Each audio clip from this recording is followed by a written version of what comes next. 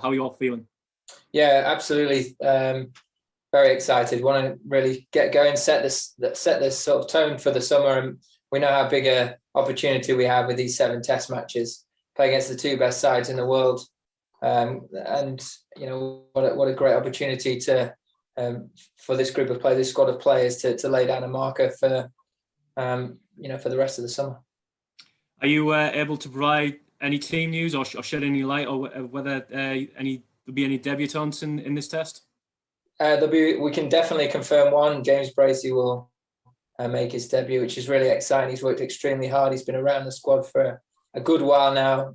He's got a great work ethic. He's gone back and performed extremely well throughout the start of the season with Gloucestershire, and really excited to see him take his opportunity. We know how good a player he is, and he's in great form. So great chance for him. In terms of the rest of the squad, we haven't quite got that clarity exactly what we want to go in with yet. There's a few things we want to weigh up and be really sure on in terms of the balance of the side, and how that exactly looks. So hopefully we can get that to you at a later stage today.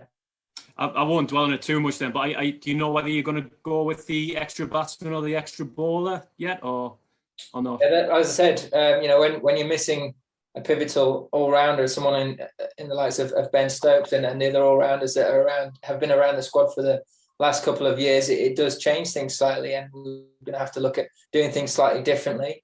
But that provides a great opportunity for others to come in and show their worth, and gives them a great opportunity. So just with that in mind, we're just going to take a little bit longer to be really sure on what we think the best makeup of side is to tackle these conditions.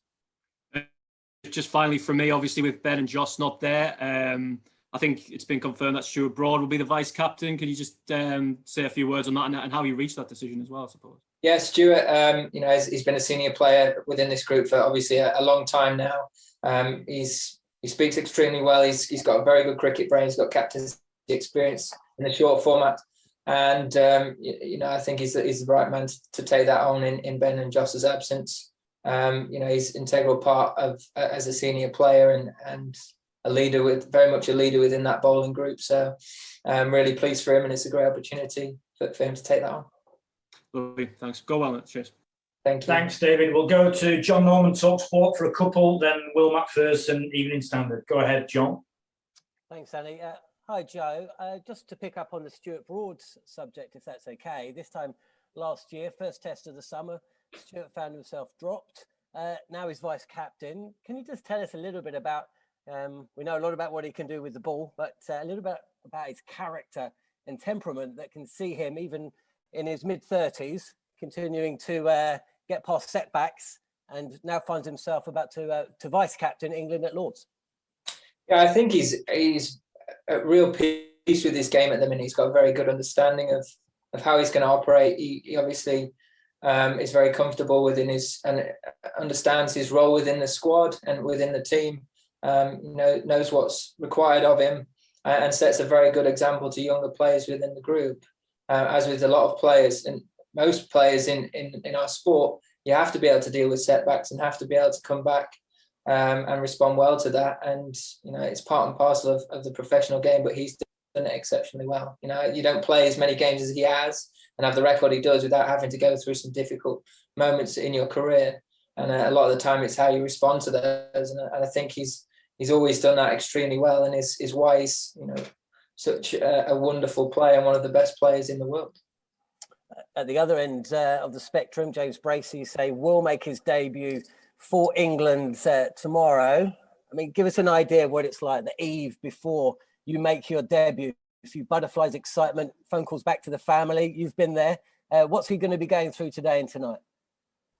Yeah, I'll be managing a number of different emotions. Most of them will be pride, excitement, a little bit of anxiousness, which I think is a good thing. A few nerves in there, but it's all part and parcel of the journey, and it's something that you have to embrace, something that you have to take on. And I think the most important thing is to be doing it at Lords as well. Be extremely special for him. He's in a really good place in his game. As I said, he's full of confidence, he's full of form, and it's a great chance for him to really try and embrace it, enjoy what a great stage of your career he will be walking into. Brilliant. Thanks, mate. Thank you. Okay, Will, and then John Etheridge. Go ahead, Will.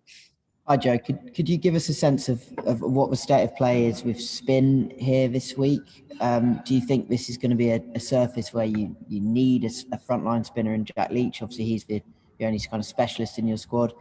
Have your own performances in India kind of changed the way, without Ben? Do you think they kind of changed the picture slightly, that you're able to offer more overs than you might have fancied previously? Yeah, I think, off the back of this winter, I may have gained a little bit more confidence in myself. But again, it's a decision that we'll be toying with and something that we have to be really sure on going into tomorrow. And it's something that we want a little bit more time to be really clear on in terms of balancing the side, making sure we give ourselves the best chance of taking 20 wickets. So, that's something that we just want a little bit more time to be really, really sure on. We know that if Jack plays, he will present a brilliant option for us in terms of spin, and hopefully as the game would progress, he would become a really attacking option as well as just providing a holding role, which might be seen to be the case in early summer in England. So again, it just comes down to that clarity within myself and within Chris as well as coach of what we want to go into the game with. Is it quite a big challenge for you as captain not to have that kind of frontline all-rounder that you've had before, whether that's Ben or Moeen or Chris or Sam Curran, whoever? You almost throughout your reign you've had a guy like that in the team, or two or three. So is that a big challenge for you this week? It'll be a different challenge. There's always something that you have to contend with as a captain. There's always something that throws a spanner in the works, if you like. But as I mentioned, we've got a number of guys that are more than capable of scoring runs down the order. One of the big incentives for this group, and one thing that we want to really push moving forward is trying to improve those lower order runs. So those bowlers have that added responsibility of trying to make sure they capitalize on opportunities to score runs and take that responsibility into their game, as well as just taking wickets and doing the frontline job in bowling.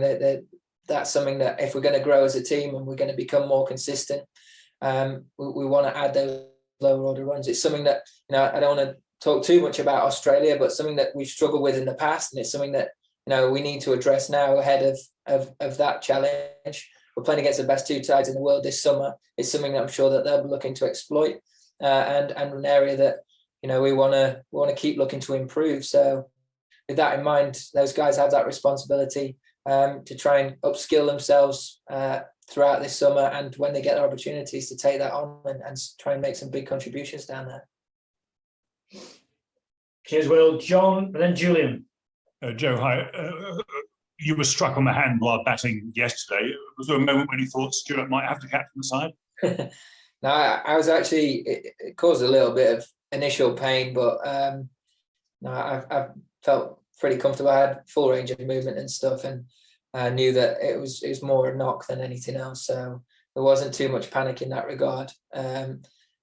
In terms of being ready for the game, I felt like I'd be able to get myself right. And thankfully today's gone well. Feel in a good place, got some good work done, and feel ready for the game. Only looking at the sort of, the next few months, I mean, you mentioned Australia earlier, obviously a huge challenge first, 7 tests, so a lot to happen before then. But does it feel like the sort of start now of the real sort of build up towards that challenge in Australia? Yeah, look, there's going to be constant conversations about Australia throughout this whole summer. There's no getting away from that. We've said that for a long time now. We've been planning towards that series. It's as an English fan, as an English player, it is such an iconic series, and it's one that holds so much weight. So it is of utmost importance, absolutely. How we're best going to perform and prepare ourselves for that is by performing well in these 7 test matches. Now, you talk about readying aside. Winning 7 test matches going to Australia is the best way of doing that, filling the side with confidence, implementing that game plan that we talk about quite frequently, being smart about taking 20 wickets, big first innings runs. They're all things that work very well in these conditions, but they also work well in Australia. And to be playing against the 2 best sides in the world currently, this summer is a great opportunity for this group of players. We know that we're good in these conditions, but can we do it against the best? Can we get ourselves in a really strong position through performances, readying ourselves for that tour? Thank you. Julian, go ahead. Yeah, just following on from that, Joe. I mean, often England get criticised for being obsessed by the Ashes. Does the fact you're playing the two best sides in the world at home sort of make you sort of concentrate on the task at hand that much more? And isn't there an argument for saying that's the best way to prepare for a series in Australia is just to go well against these two sides? Yeah, absolutely. I think from my point of view, planning for Australia is in the background. It's something that we're obviously very aware of, and something that we'll consistently keep trying to talk about. What do we need to do to make sure that we can perform well there? What work do we have to do right now that's going to help us there? But a lot of that coincides with what's happening right now. And every test match means a hell of a lot to these players. It means a hell of a lot to me. And there certainly won't be, that won't be in our thoughts when we're out there playing these games. It'll be all about trying to win. And it'll be all about trying to do as much as we can to put 7 solid performances in, trying to keep improving as a team, keep learning from the experiences we've had this winter, albeit there'll be different challenges and there'll be different conditions to face. But in terms of the mental side of things, there's certainly elements of that we can take forward and learn from, and implement that into these 7 games. So if we can keep growing, keep learning, keep bettering ourselves all the time, naturally, with a full focus on these 2 games, these 2 series, then naturally we'll be in a really good spot when the Ashes come round. Thank you. Okay, we'll finish with Dean Wilson and Chris Stocks. Dean, all yours. Yeah, hi Joe. First time you're going to have what will probably be a supportive crowd behind you for nearly 2 years. Does that bring with it a bit of extra excitement and motivation to put on a show for them?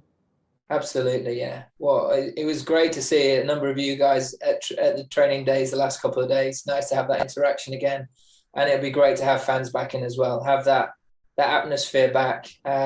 Seeing people enjoying our sport again live. That's what it's all about, really, isn't it? I mean, as a kid growing up, going to those games meant a huge amount to me. It'd be great to see some youngsters in and around the crowd this week enjoying live cricket again. And for people to enjoy our sport live, I think it's really important. It's a step forward in many ways, and hopefully that can continue as the summer progresses, and we can really enjoy that as a sport. I know you've named Stuart as vice captain. He's obviously got a lot of experience, but in terms of other sort of leadership roles in the side, is this a chance, do you think, for some of those younger guys who've played maybe in the teens or just less test matches to take a bit of a leadership role and kind of feel some of the things that the likes of Ben and Joss and so on might do? Yeah, absolutely. And we talk about upskilling ourselves as players. That comes as well as just your individual roles as batters, as bowlers, as all-rounders. That comes in terms of leadership as well. It's how you grow your team, how you create a strong culture, is to try and help develop leaders within the group, and for guys to step up and take that on. And this is a great opportunity for some to do that, and it's a really exciting chance that that they can take that on and hopefully, as I say, better themselves and better the environment for that. And just finally from me, have you decided what kind of anti-discrimination stance you might take? There's been a few questions about it. You've been talking about it for a while. Is there anything to say on that? Yeah, we will be taking a moment of unity at the start of the game. New Zealand will also be doing that. They're happy to work alongside us and support us in that manner. We know that at the start of last summer, it unearthed some ugly truths within society and within our sport. And we have had those, some long discussions about things. We've spent a lot of time talking about how we can better our game, how we can educate ourselves more. We work with the PTA and with the ECB in trying to find ways of doing that. And we've done some workshops recently to try and make ourselves feel more comfortable dealing with those issues within the game and educating ourselves further. Throughout this summer, we'll be looking at working on with hopefully 3 projects where we can try and take the game to more diverse areas in and around the country, where we can, continue to look to grow the game, and offer our help and support in doing that. And I think that's really exciting. We spent a lot of time talking about these sort of things. I think now this year is all about action. It's about actually doing something about it.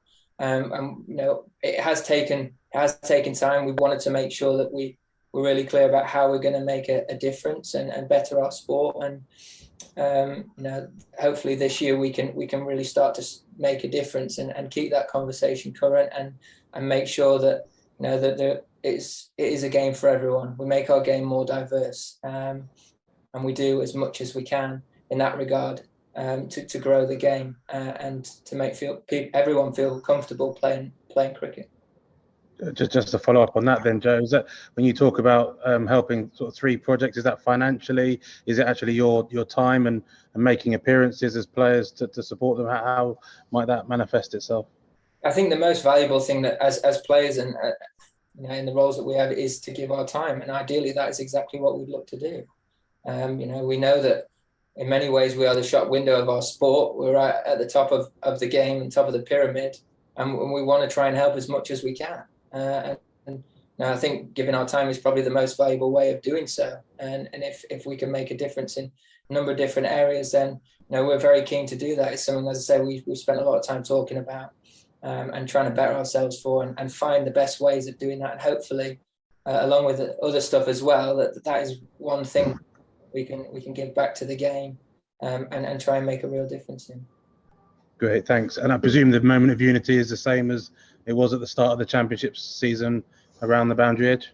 Yeah, it's and I think trying to work alongside, not just as an international team, but throughout the whole system of cricket with the grassroots, with the partners as well, try and do as much as we can as a collective to really make a difference. Thank you. That's something we can do. Thank you, Dean. Last one, Chris Stocks. Hi, Joe. I just wanted to double check with Stuart getting the vice captaincy. Does that mean he plays both these tests and won't be rested or rotated? It certainly gives him a better chance of doing so. We'll have to wait and see. Obviously,